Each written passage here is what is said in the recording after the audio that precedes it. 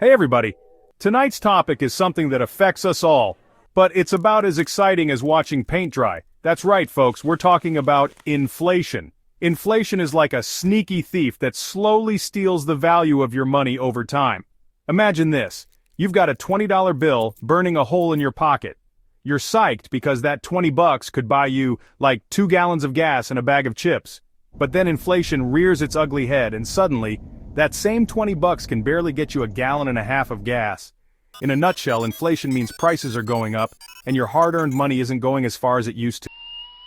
Now, inflation isn't just some random economic gremlin causing chaos for the fun of it. It's a complex phenomenon with real-world consequences. There are actual reasons why it happens, and understanding those reasons is key to wrapping your head around this whole inflation shebang. First up, we've got demand-pull inflation. This type of inflation is driven by high consumer demand. This is what happens when everyone and their grandma suddenly has a wad of cash burning a hole in their pockets. They're out there buying everything in sight, from fancy cars to those weird singing bass fish wall mounts. The increased demand leads to higher prices. Demand goes up, but the supply of stuff stays the same, and bam! Prices skyrocket. It's like a bidding war for everyday items. On the flip side, we've got cost-push inflation.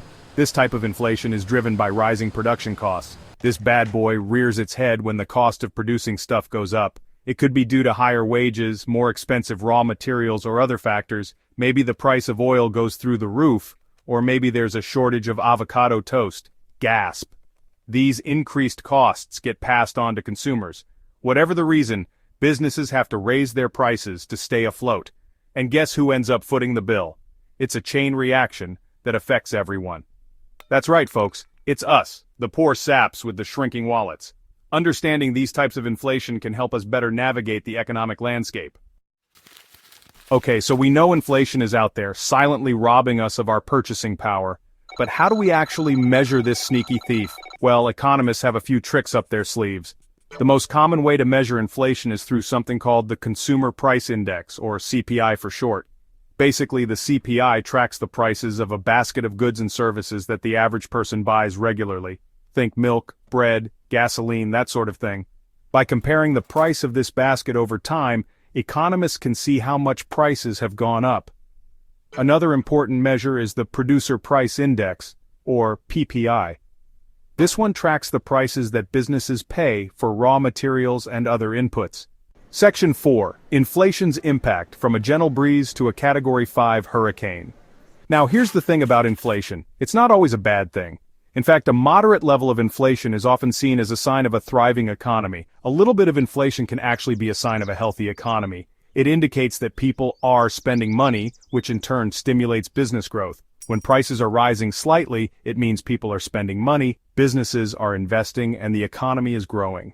This kind of controlled inflation is like a gentle breeze that keeps everything moving smoothly. Think of it like a gentle breeze that keeps the economy moving along. It's a natural part of economic growth and development. However, just like that gentle breeze can turn into a raging tornado, inflation can quickly spiral out of control. When it does, the consequences can be severe. High inflation, or hyperinflation in extreme cases, can wreak havoc on an economy.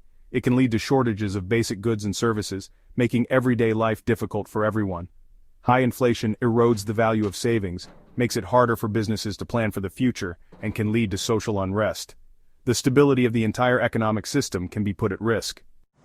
Section 5. Central banks, the inflation tamers, or are they? So, who's in charge of keeping this inflationary beast in check? Who are the gatekeepers of our economic stability? Well, that's where central banks come in. These institutions are tasked with the monumental job of managing the economy's ups and downs. These financial superheroes, or villains depending on who you ask, have a few tools at their disposal to try and control inflation. They are constantly analyzing data and making decisions that impact millions. One of their main weapons is interest rates. By adjusting these rates, they can influence the cost of borrowing money. By raising interest rates, central banks can make it more expensive for people to borrow money. This can have a ripple effect throughout the economy.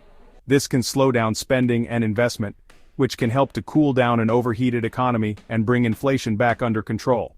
It's a delicate balancing act. But here's the catch. Raising interest rates too much or too quickly can also backfire. causing the economy to slow down more than intended. This can lead to a recession, which is a whole new set of problems. Central banks also have other tools like adjusting the money supply, but those are topics for another day. These tools are equally complex and require careful consideration. The point is, managing inflation is a complex and challenging task, and even the best economists don't always get it right. It's a high-stakes game with no easy answers.